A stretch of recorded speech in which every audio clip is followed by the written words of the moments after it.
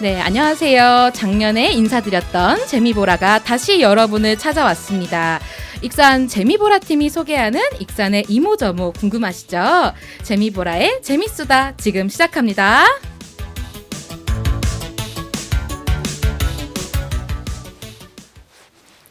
네, 안녕하세요. 저희는 익산에서 온 재미보라 팀입니다. 저는 진행을 맡은 재미보라 막내 박다은입니다. 반갑습니다. 네, 오늘 방송에 참여해준 재미보라 팀원을 한 분씩 소개해 보겠습니다.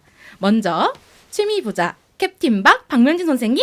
네, 안녕하세요. 전주에서 가까운 동산동, 앞으로 읽어도 동산동, 거꾸로 읽어도 동산동, 동산동에 선 박명진입니다. 반갑습니다. 네, 반갑습니다.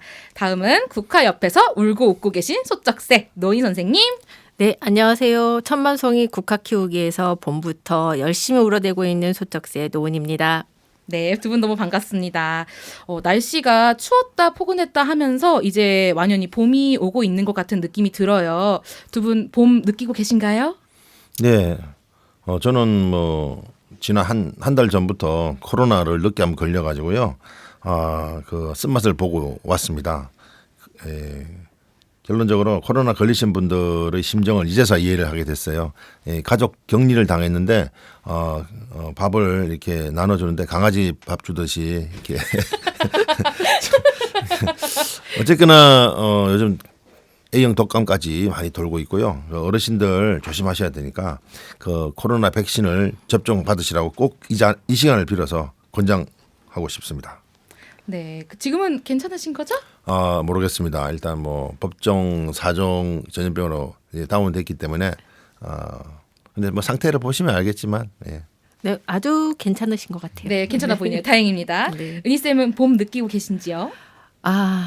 아니요. 아직까지도 저는 봄을 느낄 때가 언제냐면 저희가 이제 국화를 묘를 삽목하고 있거든요. 저희가 난방기가 꺼지는 순간이 봄입니다.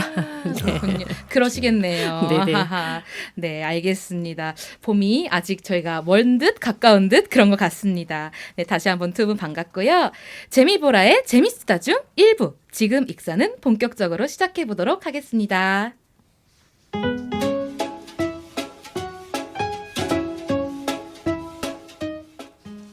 네. 재미보라의 재밌수다 1부 지금 익산은에서는요.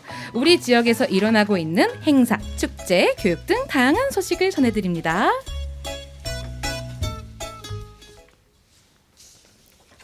네, 이번 시간에 저희가 준비한 소식은요. 정월 대보름 맞이해서 익산 옴속골 낙화 달맞이 축제가 열린다는 소식, 그리고 익산 민간 기록물 디지털 아카이브, 익산 시민 기록관이 오픈했다는 소식 이 두 가지인데요.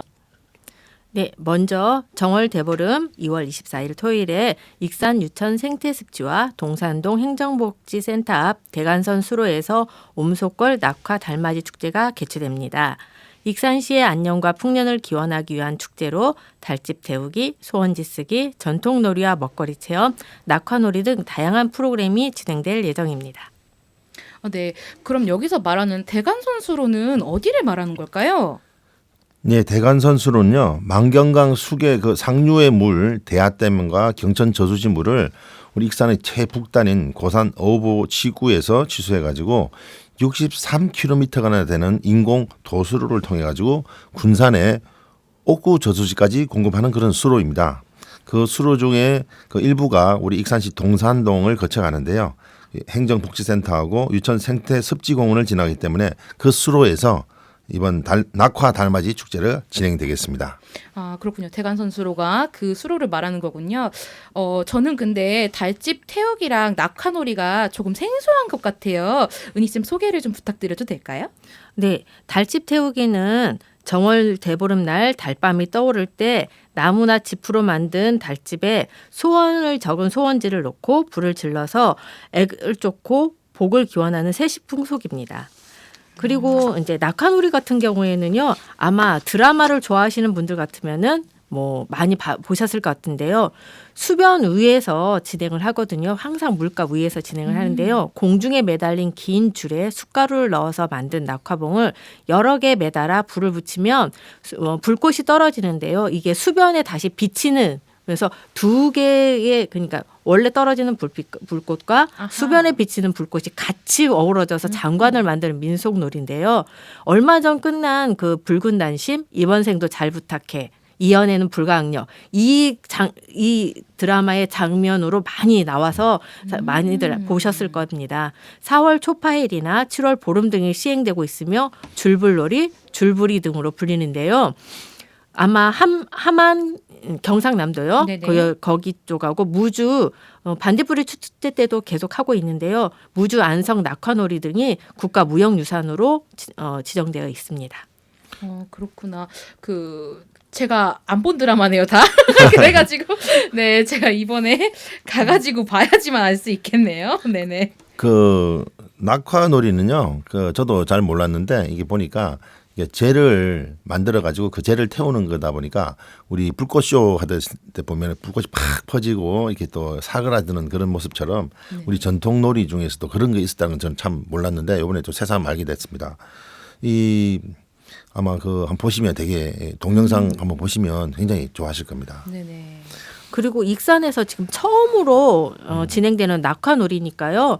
관심 있으시면 한번 꼭 가서 보시면은 그 장관인 모습이 이래서 낙화놀이 하구나. 이 많은 드라마에서 왜 장면을 쓰는구나. 특히나 남녀 주인공이 만나는 그 극적인 장면에 아하. 항상 등장하는 게 이 낙화놀이였거든요. 애틋한 장면에서 그럼요. 많이 나오는군요. 아하, 그렇군요. 꼭 봐야겠습니다. 낙화놀이나 달집 태우기 말고도 다양한 행사가 펼쳐진다고 하더라고요. 예. 그 전통놀이 이런 행사장 그리고 먹거리 체험장 등이 열릴 예정입니다. 그리고 이제 그 분위기를 위해서 생태공원 습지공원에는 하늘 정원에다가 대형 큰 보름달을 설치하고요. 또 예쁜 산책길에는 LED로 만드는 소원별을 띄울 계획이라고 합니다. 하늘 정원은 아마도 동산으로 올라가는 그 정원을 말하는 것 같고, 네. 그다음에 보름달이랑 LED 소원배는 옴속골 축제 기간인 16일부터 25일까지 좀 장기로 이렇게 전시를 하네요. 네. 그렇군요. 네, 그러니까 동네에 이렇게 새로운 축제인데 모쪼록 즐겁게 마무리되면 좋겠네요. 저도 꼭 가봤으면 좋겠습니다. 네, 두 번째 소식 전하기 전에 음악 한 곡 듣고 오도록 하겠습니다.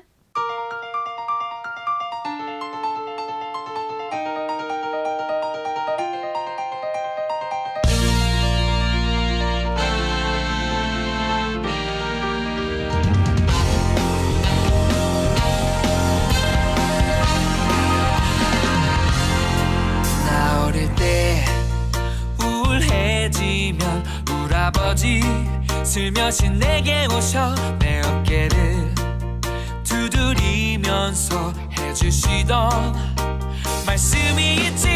항상 실망할 필요는 없어. 너무 많은 꿈들이 내 앞에 있는 걸. 중요한 그날이 올걸 기다리며 마음을 편하게 가져. 노는 게 남는 거야. 어렸을 땐 뛰어놀아라. 튼튼하지도록 젊었을 땐 나가 놀아라. 신나게.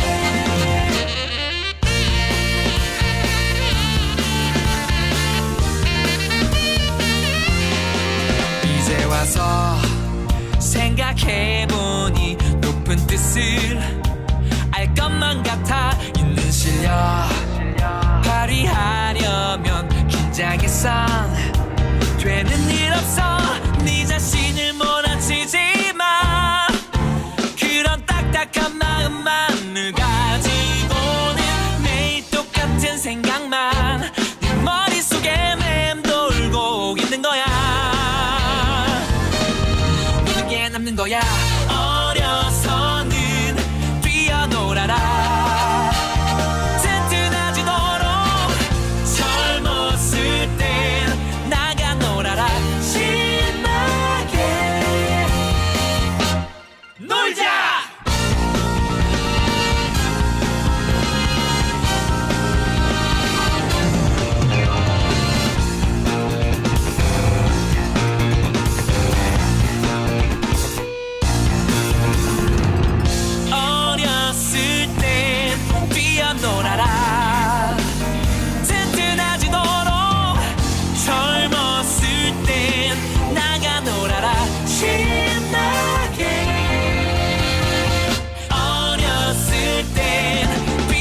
놀아라 튼튼하지도록 젊었을 땐 나가 놀아라 신나게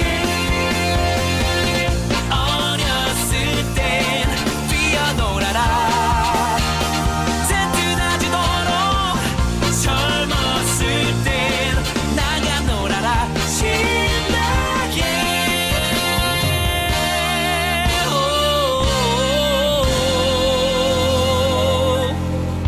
와예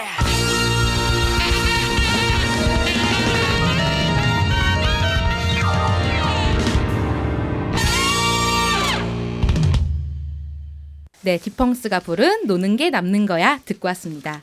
여러분은 지금 전주 공동체 라디오에서 재미보라의 재밌수다를 듣고 계십니다. 1부 지금 익사는 두 번째 저희가 준비한 소식은요. 익산 민간 기록물 디지털 아카이브 익산 시민기록관이 오픈했다는 소식인데요. 2024년 그러니까 올해 1월 8일 익산 기록물 디지털 아카이브 익산 시민기록관이 열렸습니다. 명진쌤 저희가 이제 뭐 아카이브 디지털 아카이브 네. 이런 말 정말 많이 듣는 것 같아요. 근데 이게 아카이브라는 게 무엇을 말하는 걸까요? 예, 이게 두 가지 의미로 이렇게 구분할 수가 있겠는데 이제 연구 기록물이다 이런 하나의 의미가 있고요. 그다음에 그런 기록물을 보존하는 기록물 보존소다라는 그런 의미로 할 수 있겠습니다. 우리 익산 민간 기록물 디지털 아카이브인 익산 시민 기록관은 익산 민간인들의 기록물, 시민들의 기록물을 전시하고 보관하는 그런 웹사이트가 열렸다는 것입니다. 인터넷 검색창에 익산 시민 기록관이라고 가셔가지고 검색하시면은 접속하실 수가 있습니다. 여기 들어가 보시면은 우리 익산시에서 민간 기록물 수집 공모전에서 모았던 그런 자료들을 관람할 수 있습니다. 온라인 전시를 할 수 있다는 것이죠. 네, 그렇군요. 예. 1월 8일부터 오픈한 익산 시민기록관 주요 온라인 전시는요. 그동안 진행했던 민간 기록물 수집 공모전 전시회를 온라인으로 보실 수 있고요. 익산의 향교와 기록물, 이리역 폭발 사고의 기억과 흔적 등을 주제로 다양한 온라인 전시가 진행되고 있습니다. 이런 온라인 전시를 보니까 어릴 적에 저희가 사진 찍었던 앨범들, 일기, 술병까지도 세월이 흐르니 민간 기록물이 되고 역사가 되고 추억이 되더라고요. 디지털 이제 아카이브는 이렇게 온라인상으로 진행되고 있는데 오프라인 민간 기록물 전시는 어떻게 진행되고 있나요? 예, 익산시에서는 매년 민간 기록물을 기증을 받고 있습니다. 이때 수집한 기록물들을 가지고 익산 예술의 전당에서 매해 가을 그러니까 10월경에 전시회를 하고 있는데요. 2021년도에가 이제 첫 해였고 2022년 2회, 2023년 작년에는 3회가 개최되었습니다. 많은 자료들이 해마다 600점에서 1000점, 1300점 점점 늘어나고 있어요. 예. 그렇게나 많이. 예. 그 명진쌤 그때 한번 해설도 실제로 해보셨잖아요. 네. 기록물 전시관에서. 그죠? 제가 2002년도 그러니까 2회 전시회 때 해설사로 잠깐 참가했었는데요.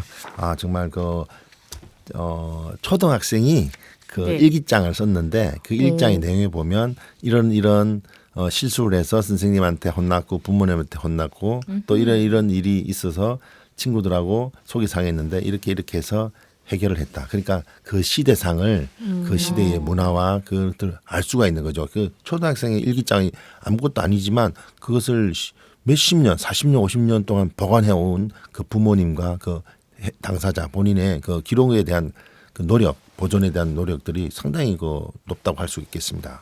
그러니까요. 그 익산에서 그 시민들의 근데 꼭 익산 시민이 아니어도 되더라고요. 네. 네네. 그래서 그 시민들의 민간 기록물을 이렇게 기증 받아서 온라인과 오프라인 모두 정시를 진행하고 있는데 저도 실제로 작년에 이제 익산 예술의 전당 그 전시관을 보러 갔었는데 예전에 쓰던 그 말씀하셨던 주판이나 뭐 술병, 교과서, 뭐 성냥갑 이런 게 다 그 기록물이 되더라고요. 시대상을 말씀하신 대로 반영을 하고 있으니까. 근데 그거를 계속 간직하고 계셨다는 분들이 있다는 게 너무 부럽더라고요. 저는. 네, 보통 이제 이사 다니면서 다 없어지고 뭐 이런 경우가 많잖아요. 저 역시도 이사 다니면서 잃어버리고 이런 게 많아가지고 제가 이번에 그래갖고 10년짜리 일기장을 하나 샀어요. 네, 이거를 좀 쓰다 말다 이러고 있는데 저뿐만이 아니라 이제 듣고 계신 청취자 여러분들도 이거를 잘 일기나 이런 것들을 기록하고 간직하다 보면은 언젠가 이 또한 시대상을 담고 있는 소중한 기록물이 될 수 있지 않을까라는 생각이 드네요. 네, 여기서 하나 팩트는 기증한다고 제가 표현을 했는데 네.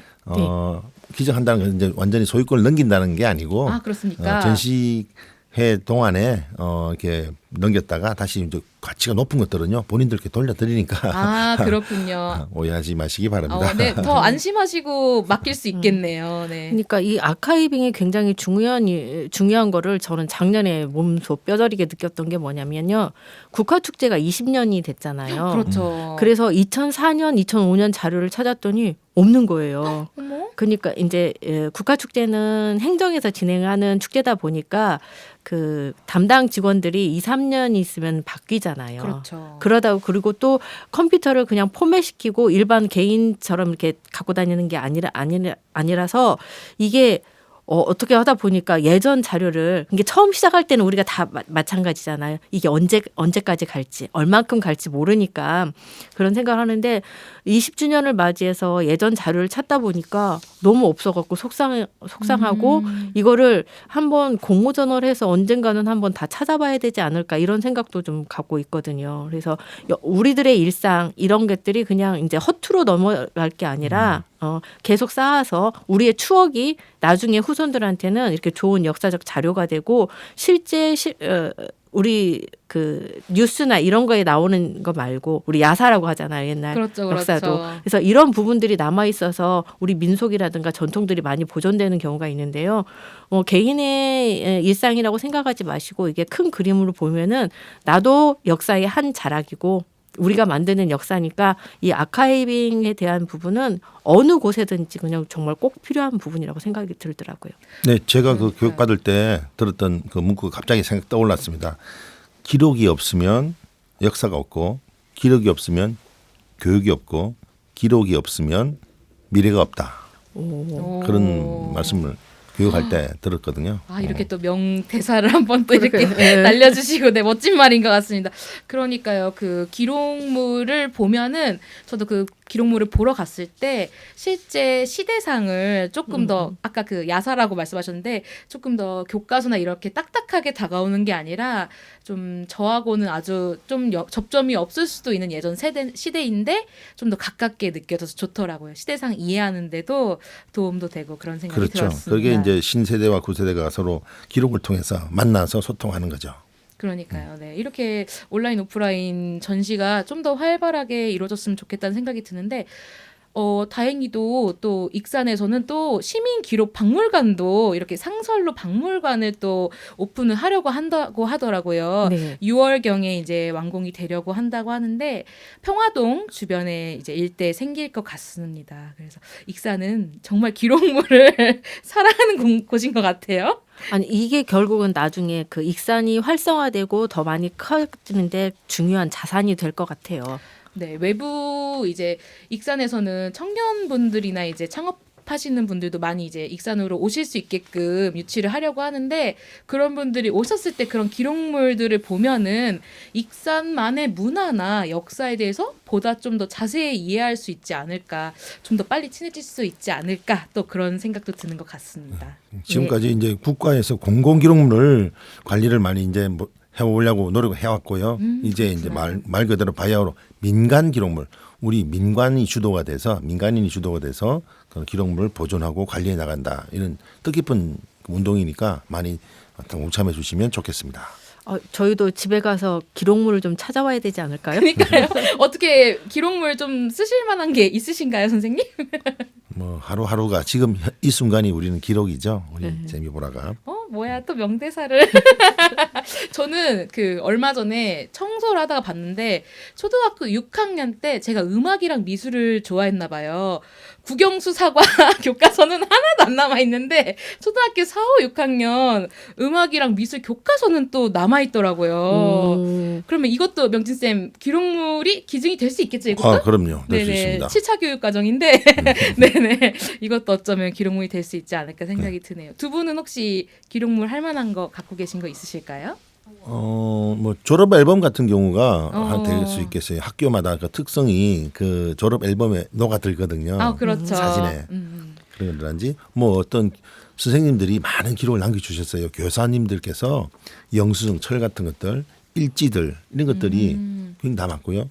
뭐 심지어는 뭐 우리 농장에서 그 일제 시대 때 일제 시대 농장들이 사용했던 어떤 금전 출납 기록들이 또 우리 그 당시 시대의 경제상을 이해하는 데 도움이 되는 기록이, 그러니까 기존에는 국가에서는 가지고 있지 않는데 민간인들이 가지고 있던 기록들을 통해서 역사가 재조명이 되고 하는 갈고리 되는 그런 사항들이니까 뭐 그냥 우리가 쓰고 있는 모든 것이 다 기록입니다. 맞아요, 맞아요. 그 전시관 갔을 때도 그 춘포 도전 공장이나 이런 도전 공장들이 활발히 있었잖아요, 익산에는. 네. 거기 당시에 이제 그 쌀들의 품질이나 이렇게 출하다 이런 거를 찍는 도장들이 남아 있는 게 또 저도 인상이 깊더라고요. 뭐 농약 같은 게 비료나 이런 것들을 시비를 언제 줬고 얼마큼을 줬고 또 누구한테는 얼마나 분배를 줬고 그래서 얼마큼을 쌀을 수확해 왔다. 뭐 이런 것까지 다 기록이 되는 거죠. 그러니까 저희도 춘포 도전공장 갔을 때 네네. 그 30년 된 일기를 만든 그 기록 뭐랄까 그 전시장 봤을 때 저희도 굉장히 그 압도되는 그런 느낌을 많이 받았잖아요. 네, 맞습니다. 네. 그러니까 이게 기록이 개인의 기록이 아니라 그 역사가 주는 그 위압감이라고 하긴 좀 그렇지만 그 웅장함이라고. 네네. 그러니까 굉장히 기록은 파워다. 네, 이 말을 또 그러니까요. 한번 날려야 되겠네요. 좋은 그러니까요. 말씀이셨습니다. 네, 좋은 말씀 감사합니다. 네, 재미보라의 재미수다 1부. 지금 익산은에서는 우리 지역에서 일어나고 있는 행사, 축제, 교육 등 다양한 소식을 앞으로도 많이 열심히 전해드리도록 하겠습니다. 1부 끝곡으로는요, 두 곡 듣고 올 건데요. 김혜림의 있는 그대로와 나미의 가까이 하고 싶은 그대입니다.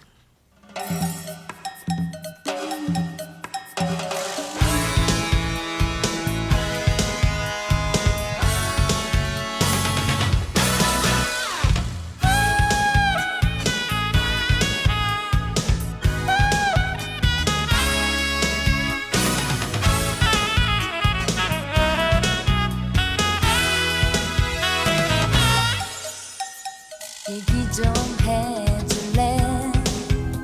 처음 본 내 느낌은 혹시 너에게 야하진 않았는지. 사실은 그랬어. 내 말과 옷차림에 엄만 언제나 걱정하셔. 얌전하라고. 물론 나도 알고는 있어. 남자 앞에선 수줍은 척하며 튕겨야죠. 그걸 하지만 어색한 걸 난 어떡해. 만약 그런 내 모습을 내 친구가 본다면 자다가도 웃을 거야. 나는 잘 몰라 세련된 사랑의 기술. 하지만 거짓 없는 내가 사랑의 시작일 거야. 나에게 보여줘. 멋지게만 보이려 말고 우리 있는 그대로 모습으로 사랑을 해.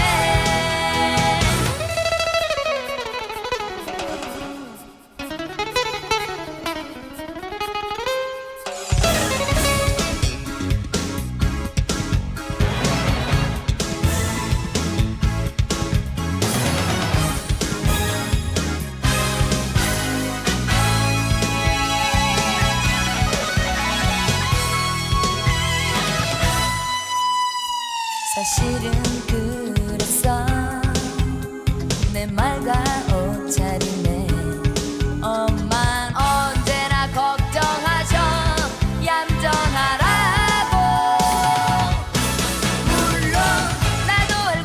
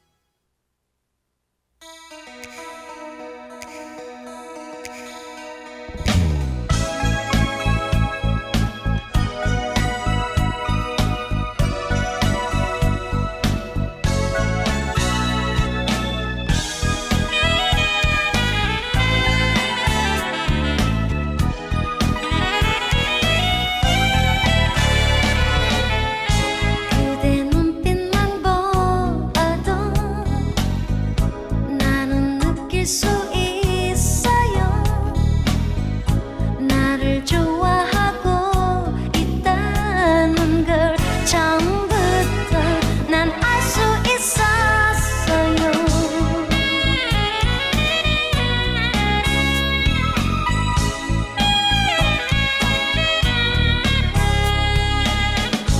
이젠 두렵지 않아요. 내게 다가온다 해도 나도 그댈 좋아한다는 걸 알고부터 모든 게 꿈만 같아. 내 곁에 있는 그대 모습을 보면서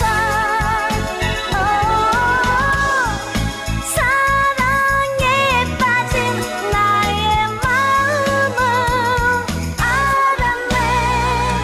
가까이 하고 싶은 그대 자꾸만 가슴이 떨려. 그대여 오늘 밤 이대로 단둘이 그대와 있고만 싶어요.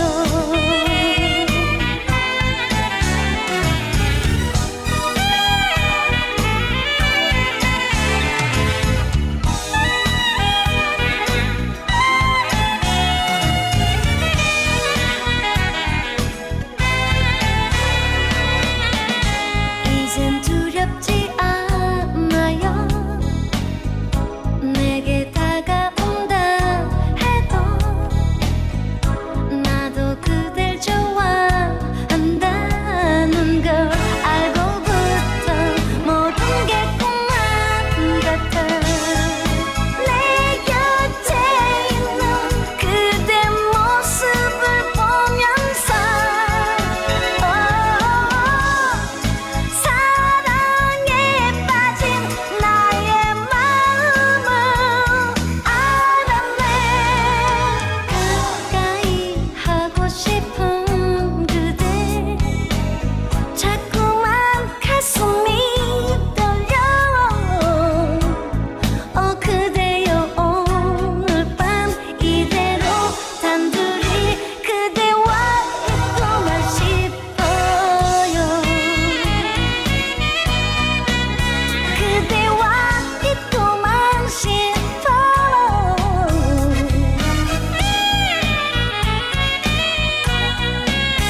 이대로.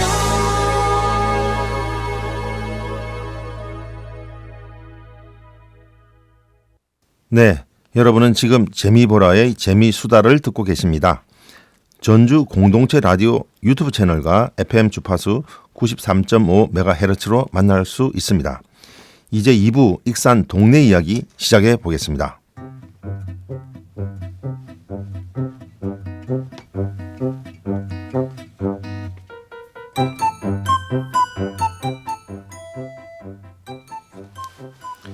자, 2부 익산 동네 이야기에서는요, 우리 지역의 동네와 명소의 어제와 오늘을 살펴봅니다.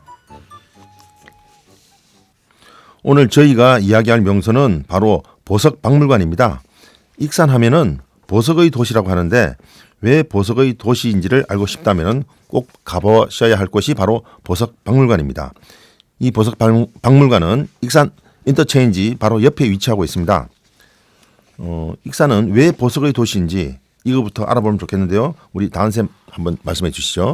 그러니까요. 익산을 보석의 도시라고 흔히 얘기를 하는데 익산은 왜 보석의 도시인가를 한번 살펴보면은 1975년으로 거슬러 올라가야 되는데요. 네. 정부에서 이제 수출 진흥 확대 회의에서 1위 수출 산업단지 내에 귀금속 보석 가공단지가 조성이 되게 돼요. 네, 그때는 1위 수출 산업단지였는데요. 그리고 그 다음 해에 익산 귀금속 보석 단지가 조성이 됩니다. 그러면서 이제 전국에 흩어져 있던 귀금속 보석 제조 업체들이 다 이제 익산으로 3, 4, 5 모여들게 됐는데요.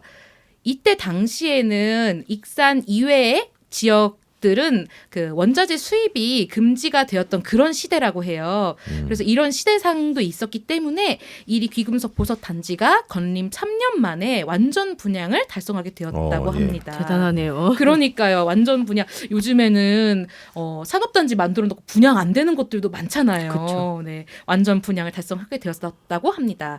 그리고 나서 이제 1980년대 중반까지 쭉 이제 풍부한 노동력을 바탕으로 해서요. 다이아몬드 대용품으로 사용되는 큐빅 그 지르코니아 큐빅 있잖아요. 네. 예, 그거하고 유색 보석들의 임가공 생산을 통해서 이제 귀금속 보석 산업이 익산에서 급속한 발전을 이루게 되었다고 해요. 그랬는데 1980년대 후반에는 좀 위기가 있었다지요? 네, 맞아요. 1980년대 후반 이후 인건비 상승 등의 이유로 귀금속 보석 제조업체들이 중국 등 해외로 이전하기 시작했는데요. 1991년에는 보석 수입이 전면 자유화되면서 수입 제품이 국내 시장을 잠식하게 됐어요. 게다가 종로, 대구, 부산 등 새로운 집적지가 등장하면서 익산 귀금속 업체들의 경쟁력 확보가 굉장히 어려워지게 됩니다. 1980년대 후반 3,700여 명의 종사자 수가 2011년에는 800명으로 감소를 했거든요. 오, 많이 줄어들었네요. 네네네. 그리고 또 2004년부터는 또 이제 어쨌든 이렇게 침체된 귀금속 산업을 활성화하기 위해서 귀금속 전시 판매센터와 보석 가공 단지 조성을 내용을 하는 귀금속 보석 산업 클러스터 구축 사업이 추진됐는데요. 다행히도 2010년대부터는 중국에도 인건비가 상당히 많이 오르게 됐어요. 그래서 뭐 꼭 그런 이유는 아니지만 또 세공 기술도 한국을 따라가기가 좀 힘들거든요. 그래서 여러 가지 이유로 중국에 진출했던 업체가 다시 익산으로 돌아오는 유턴 기업들이 생겨나고 있습니다. 예, 그러니까 우리가 익산이 왜 보석의 도시인지 이제 제대로 이해를 할 수 있을 것 같습니다. 이렇게 한번 번성기를 거쳤다가 또 약간의 좀 시련을 겪었다가 다시 또 이제 번창에 올라가는 그런 시즌인 것 같습니다. 그렇습니다. 네네. 이 익산이 황등석도 유명한데 이렇게 석제품 가공뿐만 아니라 보석 가공까지 이렇게 하니까 아주 참 우리 익산의 미래는 밝다고 할 수 있겠는데 최근에 보석 박물관이 개관했다고 하던데.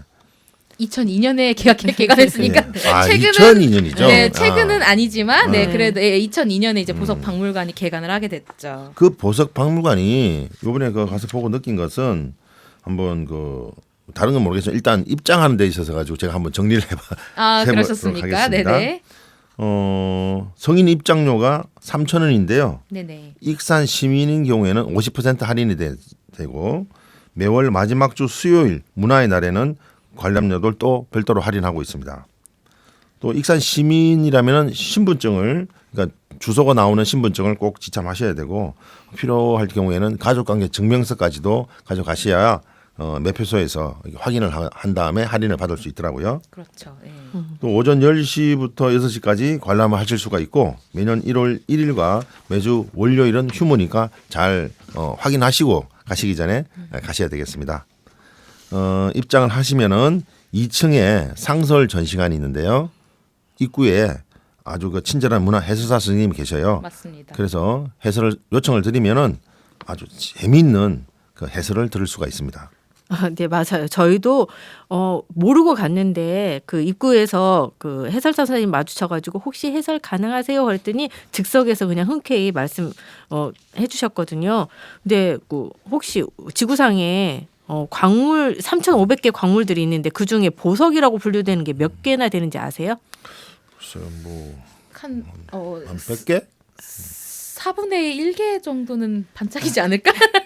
20개밖에 안 된다고 합니다. 그렇게 조금이에요. 네. 그리고 우리나라에서는 다른 보석들은 별로 나오지 않고 뭐 금, 은, 동이나 이런 거는 이제 하지만 보석으로 말씀드렸을 때 자수성과 옥이 그 중에서 좀 많이 나오고 있다고 합니다. 아, 그렇군요. 제가 그 어릴 때 지구과학이라는 과목을 들었던 기억이 갑자기 나는데 네네네. 이렇게 뭐 흙이 이렇게 눌려서 퇴적이 되고 그래서 이제 돌이 되고 또 이게 다시 모래가 되고 이렇게 과정을 거치는데 그렇죠. 이 보석에도 광물에도 이 결이 있더라고요. 근데 그걸 하여튼 그 원석을 어떻게 가공하느냐 또 설계를 어떻게 하느냐에 따라 가지고 이게 그 보석의 가치가 결정이 된다고 하던데요. 네, 그러니까 만호라는 거 있죠, 만호. 마노라는 게 그 한 예인데 이건 층간에 명암이 이게 있어가지고 명암이 있어요. 그러니까 밝고 어두운 면이 있는데 네네네. 이거를 잘 활용을 해서 부조를 뜬다고 합니까? 이렇게 조각을 잘 예쁘게 하면은 카메오라는 그 제품으로 탄생이 되는데 이것은 아주 고가의 그러니까 마노라는 원석은 그 고가는 아닌데 이 기술이 들어간 카메오는 아주 고가의 제품이 된다고 합니다. 그 아마 보시면 이 보석 박물관에서 카메오 제품을 딱 봤으면 아 보통 이거를 말하는 거구나 하고 아실 텐데 지금 못 보여드려서 상당히 아쉽습니다. 그 브로치에 여자 얼굴 이렇게 생긴 하얀색 저기 하는 맞습니다, 거. 맞습니다. 네, 네, 네. 예, 저희가 보통 보는 건 아마 그 비싼 건 아니고 플라스틱이겠지만 그러니까 보통 우리는 네네. 그게 이제 무슨 이제 페인트나 색칠, 물감 색칠을 이렇게 해서 뭐 그렇게 나타나는 거다 이렇게 생각을 했었는데 그쵸. 이번 설명을 들어보니까 야 그게 이게 그래서 카메오라는 광물이 비싼 거구나. 그러니까요. 그러니까 이게 저희가 플라스틱으로 만들 때는 아마 색을 입히겠지만 이것은 천연 물건을 광물을 깎아서 이렇게 무늬와 명암을 만들어냈다라는 거잖아요. 너무 멋있는 것 같아요. 그래서 저희가 봤을 때 아까 광물에 결이 있다고 명진쌤 말씀을 하셨는데 결이 있고 그러니까 보석은 보통 한 가지 색으로 저희가 보통 생각을 하잖아요. 뭐 빨간색 네네네. 가내시면 빨간색 뭐 이러는데 실제 광물과 원석에는 여러 색이 섞여 있었다는 것도 가서 해설을 듣고 알게 됐고 가보니까 이제 여러 광물이 섞여가지고 뭐 수박석 이런 식으로 굉장히 예쁜 색깔을 내는 보석들도 봤었어요. 그리고 이제 보석이 장식용으로만 보통 이제 아름답게 쓰인다고 저희가 보통 생각을 하는데 저희가 수술에 사용하는 그 메스나 그다음에 우주선을 우주선 창문 같은 경우에도 강도가 다이아몬드가 굉장히 단단하기 때문에 그거를 사용을 한다고 하더라고요. 그래서 산업용으로도 다양하게 사용이 되고 있구나라는 거를 느끼고 왔거든요. 그리고 저희가 아까 그 한국에 자수정이 많이 난다 하셨잖아요. 네네. 자수정에 열을 가하면 또 황수정이 된대요. 이거 굉장히 신기하더라고요. 그리고 분홍색 장미수정하고 차돌 그다음에 우리가 흔히 알고 있는 연필의 재료인 흑연과 다이아몬드가 한 끗 차이다라는 것도 이제 보고 왔고요.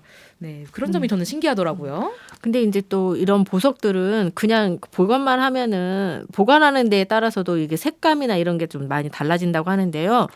오팔 같은 원석은 수분을 함유하고 있어가지고 너무 건조하게 보관하면 빛을 잃고 심하면 갈라져서 깨질 수가 있다고 하거든요. 그렇구나. 그래서 그 저희가 전시장 갔을 때 오팔을 보관할 때는 다른 쇼케이스하고 다르게 건조하지 않게 화병을 넣어 놓으셨더라고요. 맞아요, 또, 맞아요. 예. 물을 부어 넣는다는 거죠. 물을 예, 수분이 좀 어느 정도 있게 아예 그냥 화병을 해서 꽃을 이렇게 꽂아 놓으셨더라고요. 그리고 진주도 마찬가지로 이게 바다에서 있는 거기 때문에 너무 건조하게 하면은 진주도 빛을 잃고 좀 값어치가 좀 떨어지거나 그렇게 될 수 있다고 하니까 너무 건조하게 보관하면 안 된다고 합니다.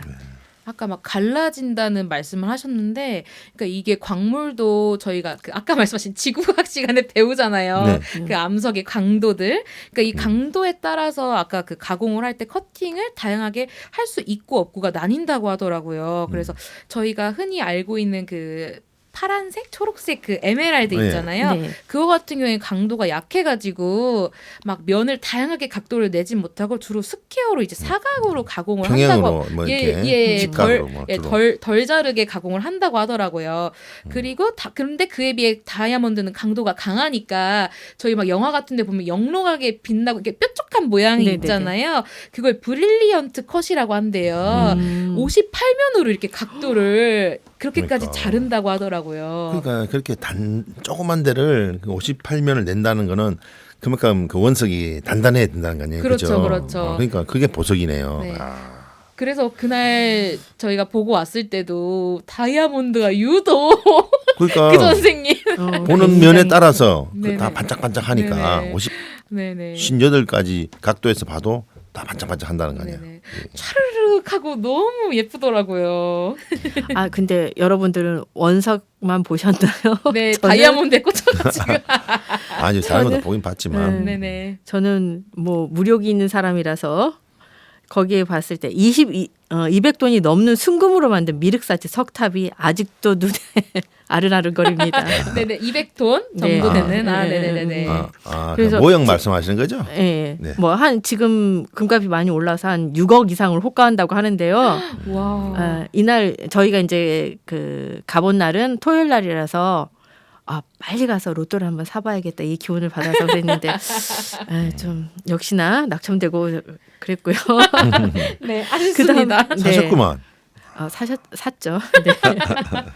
그리고 또 익산 보석박물관에 또 그 메인 조형물이라고 해야 될까요? 메인 그 보석. 네, 독일의 세계적인 보석 세공가 만프레드 빌드가 만든 보석꽃.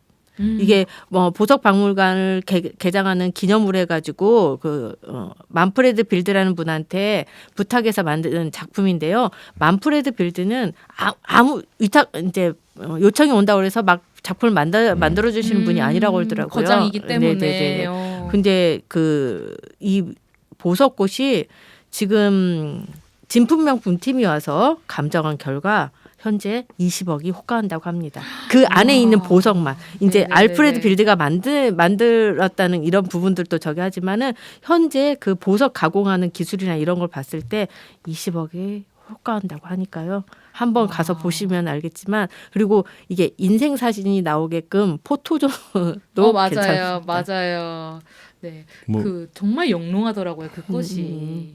보석을 우리가 뭐 국화꽃 분재, 아니 소나무 분재 뭐 이런 것처럼 실제로 보석을 가지고 그런 그 큰 꽃을 만들었다는 게 진짜 보석인 거 아닙니까? 그게. 그러니까. 그럼요, 그러니까요. 그거를 가공해서 만들었다는 게 진짜 대단한 것 같습니다. 자, 저희는 너무 가까이 있기 때문에 오히려 다 진짜 좋은 것을 놓치고 있지 않은가 또 한번 생각해 볼 수도 있겠는데요. 이렇게 가서 좀 교육도 받고 해설도 듣고 오니까 너무 좋았습니다. 자, 여기서 노래 한 곡 듣고 이어서 보석박물관 이야기 더 해보겠습니다.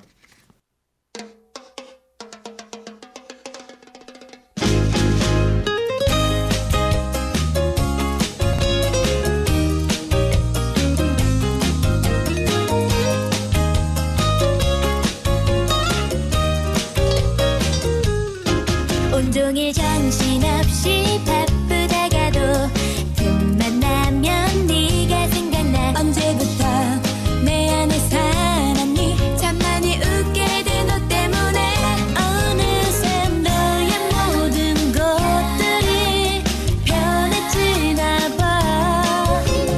부드러운 미소도 나지막한 목소리도 아직은 얘기할 수 없지만 나 있잖아 네가 정말 좋아. 사랑이란 말하기 더 슬플지 몰라도 아주 솔직히 그냥 네가 참 좋아.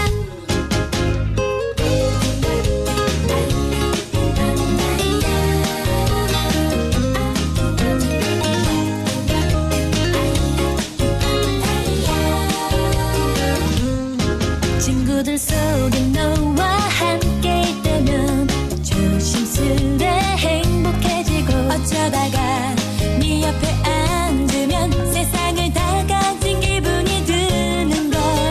우연히 눈만 마주쳐도 그슬의 발끝만 보게 되고 조금씩 내 마음이 너에게 가고 있는 걸.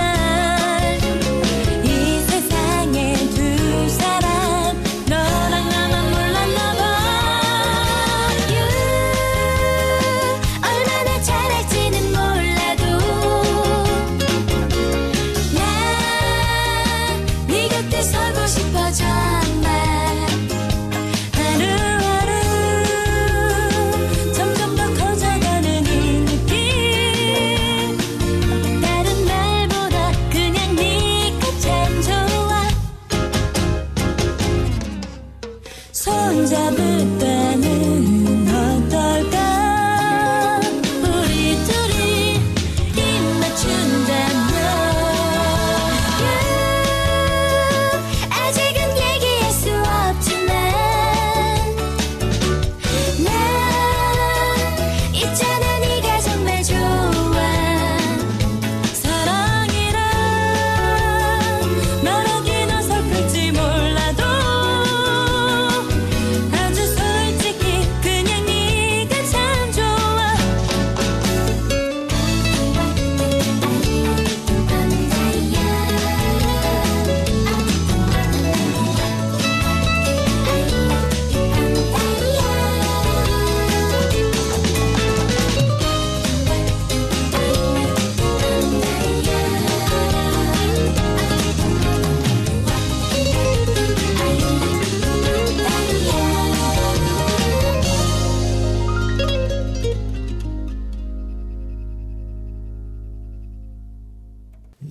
주얼리의 네가 참 좋아 듣고 왔습니다.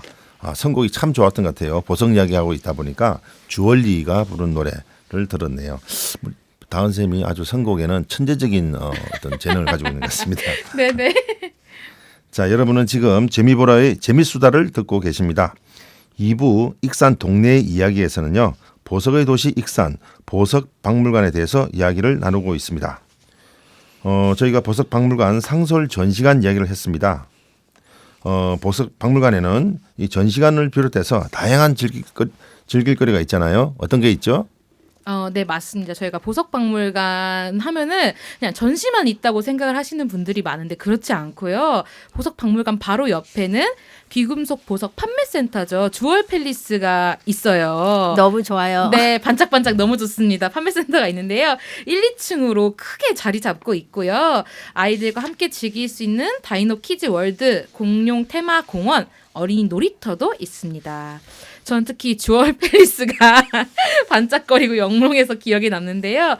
1층에는 주로 진짜로 저희가 아까 말했던 원석들을 가공해서 만든 귀금속들, 뭐 순금이라든가 다이아 그런 값진 귀금속들 판매하고 있고 2층에서는 이제 조금 더 편하게 접근할 수 있는 준보석 판매하고 있습니다. 귀금속 수리센터도 있으니까요. 네, 저희도 가봤잖아요. 센터도 판매센터도 가봤는데 가가지고 아름답고 영롱한 1층은 네 조금 구경만 하고요. 아이쇼핑하고. 네, 아이쇼핑을 열심히 하고 빛은 좀 틀렸던 것 같아요, 그죠? 빛깔이 때깔이라고 그래야 되나? 네네 조금 달랐던 것 전체적인 같습니다. 분위기 자체가 좀 틀렸던 것 같아요. 근데 편하게 이용하기는 2층에 있는 네네. 액세서리 네네네네네. 준보석도 굉장히 예쁘고 네네. 디자인도 좀 다양했던 것 맞아요. 같습니다. 저희도 구매를 했죠. 2층에 가가지고. 그럼요. 네, 이렇게 목티 입었을 때 예쁘게 이게 지금 카메라로 보이시나 모르겠네. 이거. 아우. 네, 목티랑 입으면 예쁜 어울리는 주얼리도 저희가 2층에서 구매를 했는데요. 그 보석 축제 때는 저희가 익산에서 매해 보석 축제를 하는데 30% 정도 할인을 하더라고요.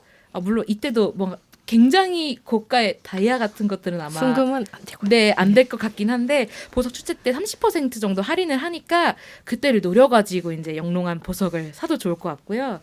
그리고 참고로 이제 판매센터가 6개월마다 한 번씩 제비뽑기를 해서 매장 위치를 서로 바꾸시더라고요. 그래서 이제 판매점 번호만 외우시면은 다음에 못 찾으실 수 있어요. 그 집을. 그래서 상호명도 꼭 같이 외워주셔야 된다는 꿀팁도 알고 계시면 좋을 것 같습니다. 네, 그 보석박물관 주얼리 팰리스와 같이 위쪽에 보시면은 다이노 키즈 월드 공룡 테마공원 어린이 놀이터가 있는데요. 저는 이제 다이노 키즈 월드의 익스트림 슬라이드하고 실내 놀이 공간을 좀 가봤는데요. 우선 그 다이노 키즈 월드 익스트림 슬라이드가 큰 대형 공룡 바로 옆쪽에 있어가지고 굉장히 그냥 밖에서 보기에도 저기 뭔가가 있구나 뭐 이런 느낌을 좀 갖고 있는데요. 여기에는 그 나선형 슬라이드와 드롭에서 쭉 내려가는 슬라이드, 그다음에 스카이 점프 세 가지를 체험할 수가 있어요. 한 체험당 3,000원인데요. 140cm 이상인 사람만 체험할 수가 있습니다. 다행입니다. 탈 수 있습니다. 저도. 네. 그리고 또 한 가지 두 가지를 이용했을 때는 할인해서 4,800원이고요. 세 가지를 다 모두 하신다고 하면 7,800원입니다. 그렇구나. 여기도 익산 시민 할인됩니다. 좋네요. 네. 그리고 이제 실내에 있는 다이노 키즈 월드에는 아트 클라이밍하고 레이저 테크, 스카이 트레일, 트램펄린이 있는데요. 여기는 좀 나이에 따라서 가격대가 좀 달라요. 유아하고 성인은 4,000원, 그다음에 7세에서 12세인 어린이는 평일에는 6,000원, 주말에는 8,000원입니다. 가격이 좀 다르다고 좀 속상하실 수 있는데 여기 공간이 좀 작아요. 그래서 입장할 수 있는 그 인원이 좀 한정되어 있거든요. 온라인 예매도 돼 있고 현장 예매도 되는데 이건 좀 확인해보고 가시는 게 좋을 것 같습니다. 그러니까요. 제가 주말에 보석박물관을 가본 게 처음이어서 주차장이 널널하겠지 하고 갔는데 주차장이 만차인 거예요. 근데 이게 저도 그러니까 시설이 어떤 게 있는지 몰랐는데 이렇게 가족끼리 어린이도 즐길 수 있는 시설들이 굉장히 많아서 가족 관람객분들이 많이 오셨더라고요. 네, 그 방문객이 굉장히 많아져서요. 편의 시설도 좀 들어와 있었는데 옛날에 그는 식당 상이 있었던 자리가 있어요. 그거는 한동안 보석 아까 그랬잖아요. 보석 그 산업이 좀 침체되어 있는 기간 동안에는 이 보석 박물관도 그렇게 많은 사람들이 오지 않았어요. 그래서 네네. 거기 식음료를 담당하고 있는 그 카페가 있거든요. 거기가 문을 닫고 있었어요. 근데 이제 다시 이제 이렇게 많은 사람들이 찾아오는 관광지로 되면서 그 간단하게 음식하고 커피하고 거기서 보석 그 빵이 보석빵. 있어요. 네네네. 네, 그런 것도 있고 그래서 좀 드실 수도 있고 그다음 상설전시관 1층에는 그 청년들이 하는 카페가 있어요. 네, 그래서 그러니까요. 편하게 아이들랑 같이 오셔서 간단하게 뭐 간식이라든가 음식을 먹을 수도 있는 공간도 있고 그래서 같이 가족끼리 오시면은 너무 좋을 것 같아요. 그러니까요. 네네. 네, 저 진짜 저희가 그렇게 보석 박물관 투어를 아주 야무지게 정말로 다 샅샅이 보고 왔는데 그러고 나서 이제 밖에 나오니까 또 야간 그 경관 조명이 또 굉장히 예쁘더라고요. 네네. 네네. 저희가 관람을 다 마치고 나왔을 시기가 한 5시, 6시 사이쯤 그랬던 것 같은데 해가 완전 다지지도 않고 막 이런 상태에서 경관 조명을 보니까 또 저희도 잘 찍히고 야간 조명도 잘 찍히고 해서 너무 예쁘더라고요. 네. 그러니까 모든 분들이 이제 야간 경관하는 축제라든가 이런 데 가면은 아예 밤에 가신다고 생각하는데요. 밤에 사진 찍으려면 앞에서 후레쉬를 좀 밝혀주는 게 뒤에 조명까지도 잘 나와요. 그러니까 평상시에 그냥 내가 예쁘게 찍고 싶다 그러면은 한 해가 딱 그 일몰 직전에 어느 정도 햇빛이 남아있을 때 가서 찍으면 조명도 확실하게 볼 수 있고 본인의 얼굴도 예쁘게 좀 나올 수 있으니까 이 시간대에 가시는 게 가장 좋아요. 그러니까요. 그리고 여기에 보석 나무가 있어요. 맞아요. 익스트림 슬라이드 바로 앞쪽에 보면은 큰 보석 나무가 있는데요. 그 안에 판다곰이 숨어져 있어요. 귀엽더라고요. 다람쥐도 있고 판다곰이 있는데 여기도 그 한 5시 반에서 6시 지금 시간으로 해서 약간 햇빛이 남아 있을 때 찍으면은 엄청 예쁘게 나옵니다. 깜짝 놀라실 거예요. 그러니까요. 네. 저희는 명진 쌤이 사진을 되게 예쁘게 잘 찍어주셨더라고요. 이 석양에 그러니까 석양의 시간대는 석양 시간대에 가서 막 찍으면 무조건 예쁘게 나온다. 그러니까요. 뜻이죠. 그러니까요. 그 시간 노리는 분들이 계시더라고요. 네. 네네. 자, 지금까지 재미보라의 재미수다 2부 익산 동네 이야기 보석의 도시 익산을 주제로 1월 말에 저희가 보석 박물관 투어를 다녀온 이야기까지 해보았습니다. 다음으로 핑클의 루비라는 노래 듣고 오시겠습니다.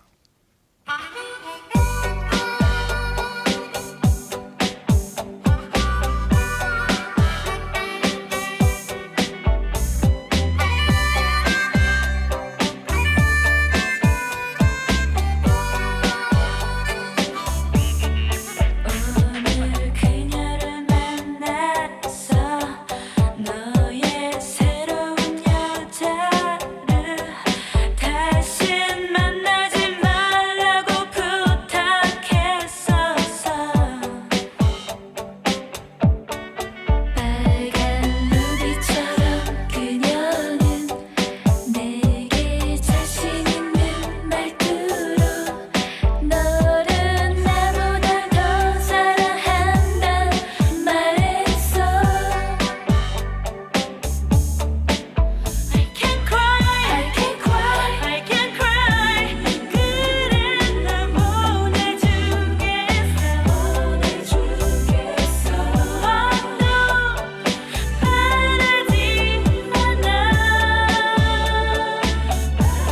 나를 위해 힘겹게 난 내 곁을 두는 것보다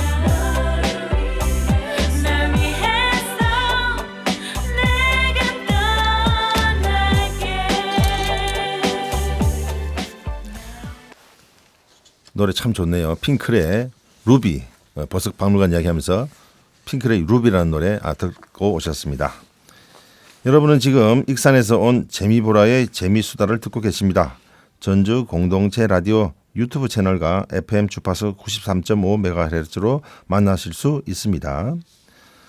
다음 방송에는요. 보다 완연한 봄의 기운을 안고 돌아오겠습니다. 덧붙여서 전주 공동체 라디오 개국을 진심으로 축하드립니다.